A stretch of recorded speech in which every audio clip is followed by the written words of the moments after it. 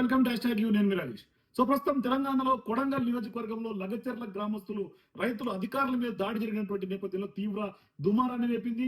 ఈ కేసులో ప్రస్తుతం పట్నం నరేందర్ రెడ్డి అరెస్ట్ అయ్యారు. మాజీ ఎమ్మెల్యే బీఆర్ఎస్ పార్టీ నాయకులు. సో ఖచ్చితంగా మొదటి నుంచి కాంగ్రెస్ పార్టీ కానీ లేకుంటే ప్రభుత్వం కానీ పోలీసు ఉన్నతాధికారులు కానీ చెప్తున్నట్టుగా స్పష్టంగా దీని వెనకాల రాజకీయ కుట్ర ఉంది కొడంగల్లో జరిగినటువంటి వ్యవహారంలో అంటూ కూడా చెప్తూ వస్తారు. సో ఇప్పుడు ప్రస్తుతం తాజాగా పట్నం నరేందర్ రెడ్డికి సంబంధించినటువంటి రిమాండ్ రిపోర్ట్ లో పోలీసులు సంచలన విషయాలు కొంత బయటపెట్టినటువంటి పరిస్థితి. ఇప్పటికే అనేక సందర్భాల్లో ఎవరైతే సురేష్ ఉన్నాడో సురేష్ ద్వారానే ఈ దాడికి రెచ్చగొట్టినట్టుగా స్పష్టంగా తెలుస్తుంది. మరోవైపు ఈ అంశంలో పట్నం నరేందర్ రెడ్డి మాజీ మంత్రి బీఆర్ఎస్ పార్టీ వర్కింగ్ ప్రెసిడెంట్ గా ఉన్నటువంటి కేటీఆర్ పేరును ప్రస్తావించినట్టు తెలుస్తుంది.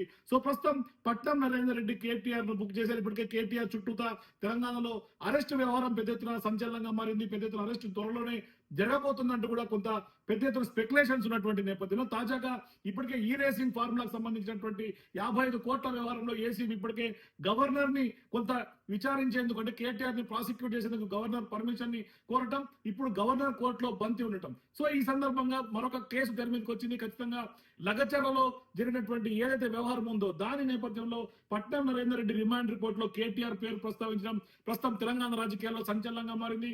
మరోవైపు ఖచ్చితంగా కుట్రపూరితంగా ప్రభుత్వాన్ని అస్థిరపరిచేందుకే కేటీఆర్ తో పాటుగా బీఆర్ఎస్ నాయకులు ఇతర నాయకులందరూ ఉన్నట్లుగా పోలీసులు రిమాండ్ రిపోర్ట్ లో పేర్కొన్నటువంటి నేపథ్యం.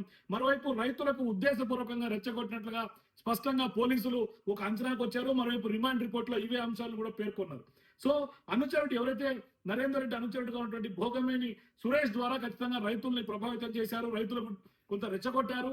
మరోవైపు రైతులకు కొందరికి డబ్బులు ఇచ్చి మరి దాడికి ఉసిగొల్పినట్టుగా పోలీసులు చెప్తున్నారు. మరోవైపు అధికారులను చంపినా పర్వాలేదు, ఖచ్చితంగా మొత్తం మీద అయితే మాత్రం రైతులు తిరగబడాలంటూ కూడా చెప్పినటువంటి నేపథ్యం. అందుకని ఇవాళ రైతులకు పట్నం నరేందర్ రెడ్డి స్వయంగా సూచనలు ఇచ్చినట్టు తెలుస్తుంది. అది కూడా కేటీఆర్ ఆదేశాలతోటే పట్నం నరేందర్ రెడ్డి మరోవైపు సురేష్ ఇదంతా కూడా పథక రచన చేసినట్టు తెలుస్తుంది.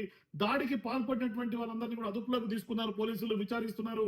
ఇట్లాంటి సందర్భాల్లో నిందితుడు విశాల్తో పాటుగా గ్రామంలో కొంతమంది సాక్షులను కూడా విచారించి ప్రధాన కుట్రదారుగా మాజీ ఎమ్మెల్యే పట్నం నరేందర్ రెడ్డిని ఇప్పటికే పోలీసు అధికారులు తేల్చారు. సో ఇట్లాంటి సందర్భాల్లో కొడంగల్ మాజీ ఎమ్మెల్యే పట్నం నరేందర్ రెడ్డిని వాస్తవానికి లగచర్ల దాడి వ్యవహారంలో కీలక పాత్రగా పోలీసులు తేల్చారు. నిందితుడు భోగినేని సురేష్ కి బాధిత గ్రామాలకు కొంత తరలించి ఆ రైతులందరికీ బ్రెయిన్ వాష్ చేసినట్టుగా ఇప్పుడు పోలీసులు చెప్తున్నారు రిమాండ్ రిపోర్ట్ లో. మరోవైపు నిందితులకు ఆర్థికంగా మరియు నైతిక సహాయంతో సహా కొంత సాక్షులందరికీ కూడా కొంత సహాయం చేస్తామంటూ కూడా కొంత హామీ ఇచ్చినట్టు తెలుస్తుంది. మరోవైపు ప్రభుత్వానికి అడ్డంకులు సృష్టించడానికి నిందితులను వాళ్ళని దృష్టి మళ్లించినట్టుగా కూడా ఖచ్చితంగా వాళ్ళ అంశంగా చెప్తున్నారు. మరోవైపు భూసేకరణ సమయంలో సర్వే కానీ లేదంటే కనుక పబ్లిక్ హీరింగ్ నిర్వహించే సమయంలో అధికారుల పైన దాడులు చేయాలని లేకపోతే మీ భూములు మీ దక్కవంటూ కూడా రెచ్చగొట్టినట్టుగా తెలుస్తుంది. అన్ని రకాల మద్దతు ఉంటుందంటూ కూడా తమ పార్టీ ప్రముఖ నేత మిమ్మల్ని ఆదుకునే అవకాశాలు ఉంటాయి, రైతులకు నిందితులకు కూడా సురేష్ కు హామీ ఇచ్చినట్టుగా పట్నం నరేందర్ రెడ్డి స్వయంగా కేటీఆర్ పేరు చెప్పి హామీ ఇచ్చినట్టుగా తెలుస్తుంది. మరోవైపు పట్నం నరేందర్ రెడ్డి కూడా నేరపూరితమైనటువంటి కుట్రగా ఇప్పటికే రూపొందించారు పోలీసులు. సో ఇప్పుడు ఖచ్చితంగా ముందస్తు పథకం ప్రకారం అంటే ప్రణాళికాబద్ధంగానే అధికారుల పైన దాడి జరిగినట్టుగా స్పష్టమైంది. మరోవైపు నిందితుడు పట్నం నరేందర్ రెడ్డిని ఉదయం ఇవాళ పెద్ద ఎత్తున తన ఇంట్లో ఫిలిం నగర్ లో ఉన్నటువంటి తన నివాసంలో పోలీసులు అదుపులోకి తీసుకున్నారు.